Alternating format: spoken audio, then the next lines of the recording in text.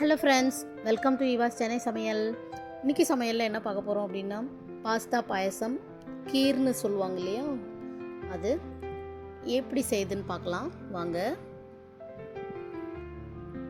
ஒரு பவுலில் 2 கிளாஸ் தண்ணி எடுத்து வச்சுக்கோங்க.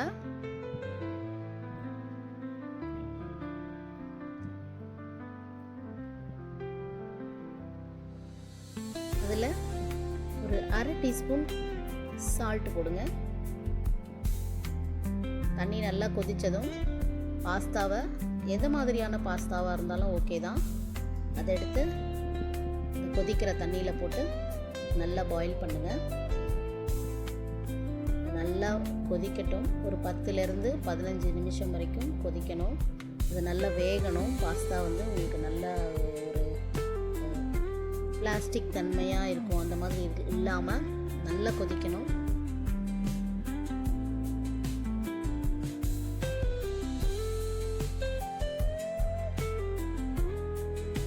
எடுத்து பாருங்கள். ஓரளவுக்கு வெந்த மாதிரி இருந்தது அப்படின்னா 3/4 பதம் வரைக்கும் வெந்துடணும். ஓரளவுக்கு வெந்துருச்சு. நான் இப்போ அடுப்பில் பால் காய்ச்சுற பாத்திரத்துலேயே ஒரு 150 ml பால் எடுத்துக்கிறேன். இதில் ஒரு 50 கிராம் நாட்டு சர்க்கரையை ஃபில்ட்ரு பண்ணி கரைச்சி ஃபில்ட்ரு பண்ணி இதில் ஊற்றிடுறேன். அதுக்கு நான் 75 ml வாட்டரில் கலந்துக்கிறேன்.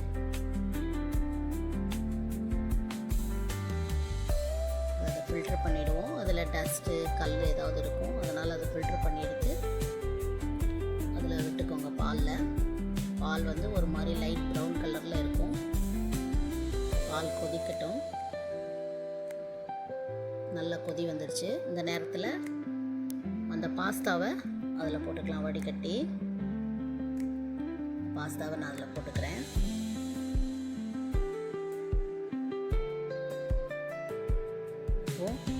பாஸ்தா கொதிக்கிற கொஞ்ச நேரத்துலேயே அதை எடுத்து வச்சுட்டு, நான் இப்போது ஒரு தவாவில் பேனில் ஒரு ஸ்பூன் நெய் விட்டுக்கிறேன். அதில் 20 கிராம் முந்திரி, 20 கிராம் திராட்சை, 3 ஏலக்காய், 3ஐயும் இந்த நெய்யில் வறுத்து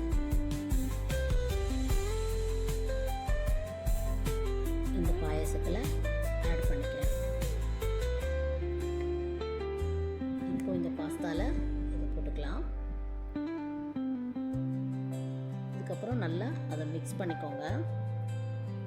திக்னஸ்க்காக ஒரு 1/2 ஸ்பூன் கார்ன்ஃப்ளவர் மாவு எடுத்து மிக்ஸ் பண்ணி இதோட கூட ஆட் பண்ணிக்கிறேன். கொஞ்சம் திக்னஸ் வரும், உங்களுக்கு நல்ல டேஸ்டியாக இருக்கும். அவ்வளோதான் ஃப்ரெண்ட்ஸ், சூப்பரான சுவையான பாஸ்தா ரெடி. வாங்க சாப்பிடலாம். எப்படி இருக்குன்னு பார்த்து நீங்களும் வீட்டில் செஞ்சு பார்த்து சொல்லுங்கள். கமெண்ட்டில் சொல்லுங்கள். லைக்ஸ் பண்ணுங்கள், ஷேர் பண்ணுங்கள், மற்றவங்களுக்கும் ஷேர் பண்ணுங்கள். இந்த பாஸ்தா பாயசம் புதுசாக இருக்குது, நல்லாவும் ரொம்ப டேஸ்டியாக அருமையாக இருக்குது. எல்லாருமே சாப்பிடக்கூடிய வகையில் இருக்குது. தேங்க்யூ ஃபார் வாட்சிங் ஃப்ரெண்ட்ஸ். தேங்க்யூ. சப்ஸ்கிரைப் பண்ணுங்கள். என்னோடய சேனலை நிறைய பேர் சப்ஸ்கிரைப் பண்ணாமலே பார்க்குறீங்க. சப்ஸ்கிரைப் பண்ணிவிட்டு பாருங்கள். இன்னும் நிறைய வீடியோஸ் போடுறதுக்கு எங்களை என்கரேஜ் பண்ணுங்கள்.